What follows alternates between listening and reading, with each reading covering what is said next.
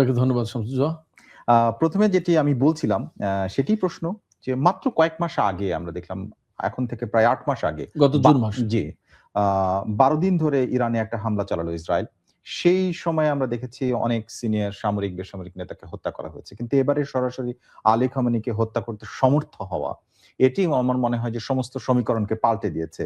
আমার প্রশ্ন হচ্ছে, ইরান যুদ্ধের বা মধ্যপ্রাচ্যের যে সংঘাত, সেটির ভাগ্য নির্ধারণ করে দিলে এই মৃত্যুই কিনা? না, আচ্ছা, এই মৃত্যু ভাগ্য নির্ধারণ করে দিলে আমি সরাসরি জি, জবাবে চলে হ্যাঁ, গেলাম। জি, দর্শকদেরকে ধন্যবাদ। হ্যাঁ, এটা যদি নির্ধারণ করে দেয় ভাগ্য, তাহলে যুদ্ধ বন্ধ হয়ে যেতে হয় এবং আমেরিকা এবং ইসরায়েলের যে প্রত্যাশা, হুম, ইরানের ইসলামী সরকারকে উৎখাত করে দেয়া এবং তাদের পছন্দের সরকার প্রতিষ্ঠা করা, সেগুলো হয়ে যায়। হুম, তাহলে এবং এইভাবেই ভাগ্য নির্ধারিত হওয়ার কথা। হুম, অথবা ইরান এবার যে যুদ্ধটা করছে তারও একটা লক্ষ্য আছে। হুম, ইরান কিন্তু পরিষ্কার করে বলেছে যে এবার যদি একটা গুলি ছোড়া হয় তাহলে সর্বাত্মক যুদ্ধ হবে, হুম, আঞ্চলিক যুদ্ধ হবে এবং এই যুদ্ধ হয়তো ওরা শুরু করবে, শেষ আমরা করব। 2-3 দিন পরেই যে সিজফায়ার করা হবে, এটা আর হবে না। হুম, আমি বলি যে আমি তো রেডিও তেহরানে থাকার সময় লিখেছি, বলেছি, প্রচুর পড়াশোনা করার চেষ্টা করেছি এবং ফ্যাক্ট হচ্ছে যে আমি ইরান বিষয় নিয়ে আজ 35-36 বছর আমি কাজ করি, ভাবি, চিন্তা করি, পড়ি, বুঝি, লিখি। তো এতদিনের যে আমার একটা পর্যবেক্ষণ, বলতে পারেন যে নিবিড় একটা পর্যবেক্ষণ, সেই পর্যবেক্ষণের ফিনিশিংটা এইরকম যে ইসরায়েল, আমেরিকা এবং ইরান, এই 3 শক্তির ভেতরে একটা চূড়ান্ত হিসাব নিকাশ হবে এবারে না, একটা হওয়ার কথা। সেই হওয়ার কথা হিসেবে সেই চূড়ান্ত হিসাব নিকাশের মেবি এইবারই হয়তো সেটা হতে যাচ্ছে আমার কাছে মনে হয়। এবং ইরানের সর্বোচ্চ নেতাকে হত্যা করা হয়েছে। আপনি যেমনটি বললেন যে সমস্ত সমীকরণ বদলে গেছে, ছাড়িয়ে গেছে, পাল্টে গেছে। সেক্ষেত্রে এই সমীকরণ মানে সর্বোচ্চ নেতাকে হত্যা করা মানেই অনেকগুলো ঘটনা। ইরানের রাষ্ট্র ইরানের প্রধানকে, কার্যত প্রধানকে হত্যা করলো। যদিও সরকারের প্রধান প্রেসিডেন্ট আছে, কিন্তু সর্বোচ্চ নেতা তো সবার প্রধান। সেক্ষেত্রে তিনি রাষ্ট্রের প্রধানকে হত্যা করা হয়েছে এবং একেবারে সন্ত্রাসী কায়দায়। এটা তো রাষ্ট্রপ্রধানকে হত্যা করা, এটা তো সাধারণ কোনো ঘটনা না। একেবারে নিশ্চয়ই ইরান এইরকম একটা জায়গা থেকে আমি যে কতটুকু বলে শেষ করতে চাই, যখন এইরকম একটা ঘটনা ঘটছে, এর মানে দাঁড়াচ্ছে ইরানের পেছনে আর জায়গা নেই পিছানোর। এখন তাকে একটা কিছু করতেই হবে। সেই একটা কিছু করার মানেই দাঁড়াচ্ছে যে ইরান এবং আমেরিকা এবং ইসরায়েলের সাথে ইরানের চূড়ান্ত বোঝাপড়া এইবারই হবে। নিশ্চয়ই, কারণ সরকার প্রধান এবং দেশের শীর্ষ নেতা যখন হত্যা করা হয় এবং তার নিজ কার্যালয়ে হত্যা করা হয়, এখন পর্যন্ত যে তথ্য পাওয়া গেছে, সেইটি হচ্ছে সর্বোচ্চ একটা সিম্পটম, একটা মানে চিহ্ন বলা যায়। এখন আমার প্রশ্ন হচ্ছে, পরবর্তী নেতা কে হতে পারে, যখন এইরকম তিনি তার জীবনের দীর্ঘ সময়ের প্রায় অর্ধেকটা সময় এই ইরানের সর্বোচ্চ নেতার পদে থেকে দায়িত্ব পালন করে আসছেন। এখন প্রশ্ন হচ্ছে, তার ছেলের কথা শোনা যাচ্ছে, মোজতবা খামেনি, এছাড়াও লারিজানি, যিনি ক্ষমতার কেন্দ্রে উঠে আসছেন, এই মুহূর্তে সিদ্ধান্ত গ্রহণের অনেকগুলো গুরুত্বপূর্ণ জায়গায় তিনি আছেন, এছাড়াও আরো অনেকের নাম উঠে আসছে। তা আপনি যেভাবে জানেন তাদের যে একটা কাঠামো, সেই কাঠামোর ভেতর থেকে আসলে কি প্রক্রিয়ায় পরবর্তী নেতা নির্ধারণ হতে পারে বা হয়? যে প্রক্রিয়ায় নেতা নির্ধারিত হবে সেটা হচ্ছে যে ওখানে অভিভাবক পরিষদ আছে, বিশেষজ্ঞ পরিষদ আছে এবং জাতীয় নিরাপত্তা পরিষদ আছে এবং প্রেসিডেন্টের একটা কনসার্ন থাকে মনে হয়।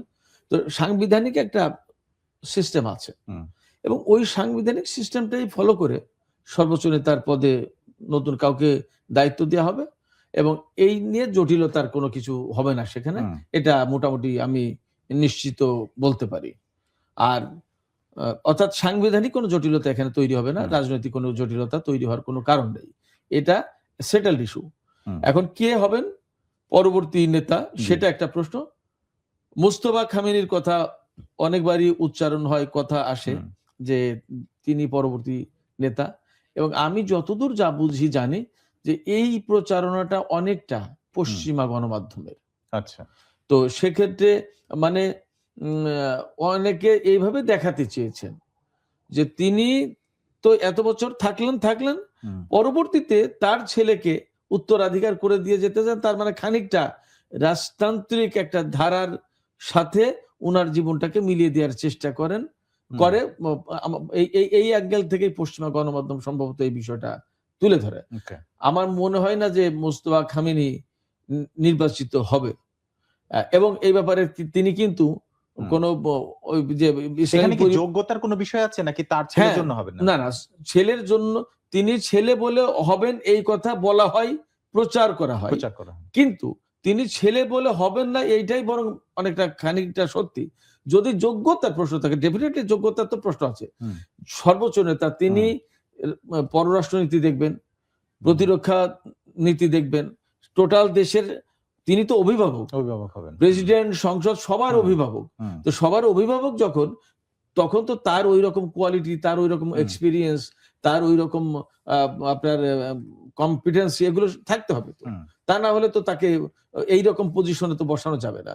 সেক্ষেত্রে এটা ওই অভিভাবক পরিষদ এবং বিশেষজ্ঞ পরিষদ বা সাংবিধানিক যে সিস্টেম এবং এই কাজে যাদের যাদের নিযুক্ত থেকে নেতা নির্বাচন করার কথা তারা করবেন, এবং ডেফিনেটলি এই জায়গায় যোগ্যতা, অভিজ্ঞতা এবং পলিটিক্যাল তার কনসাসনেস, তার জ্ঞান, তার যোগ্যতা, তার দূরদর্শিতা, এই সমস্ত বিষয়গুলো বিশেষভাবে বিবেচনায় আনা হবে। আপনি যেটা বলছেন সেটা হচ্ছে যে একটা প্রসেস আছে, সেই সিস্টেম অনুযায়ী এটা পরিবর্তিত হবে, এখানে সাংবিধানিক একটা মানে সমাধান দেয়া আছে। কিন্তু আপনি আজকে আমাদের পত্রিকায় একটা লেখা এসেছে, সেখানে আপনি বলেছেন যে যে ইরানে যে ক্ষমতার পালাবদল, এটি অবশ্যই প্রয়োজন এখন, কিন্তু সেই ক্ষমতার পালাবদলটা খুব সহজ হবে না। সেই সহজ হবে না বলতে আপনি আসলে কি বলছেন, সমস্যাটা কোথায়? খুবই, আমি ওই জায়গায় যেটা আমি বুঝেছিলাম, আমাকে যে প্রশ্ন করা ছিল, আমি যে কথার প্রেক্ষাপটে ক্ষমতার পালাবদল সহজ হবে না বলতে বুঝিয়েছিলাম যে ইসরায়েল এবং আমেরিকা যে ইরানে ক্ষমতার পালাবদল ঘটাতে চাই, এই পালাবদল ঘটানোটা খুব সহজ হবে না। অর্থাৎ ইরানের সরকার পরিবর্তন করাটা আমেরিকা এবং ইসরায়েলের জন্য খুব সহজ হবে না। রেজিম চেঞ্জের যে ব্যাপারটা, ওইটা মিন করেছি যে ওইটা সহজ হবে না। আর এমনি যে ইরানের যে এই যে সর্বোচ্চ নেতা চলে গেলেন, তার জায়গায় নতুন কোন নেতা নির্বাচন, এটা কঠিন হওয়ার কিছু নেই, জটিল হওয়ার কিছু নেই। বরং আমি তো বললাম যে এটা সাংবিধানিক প্রক্রিয়ায়, মানে সেটেলড ইস্যু, যেহেতু সাংবিধানিক প্রক্রিয়া এটা হয়ে যাবে।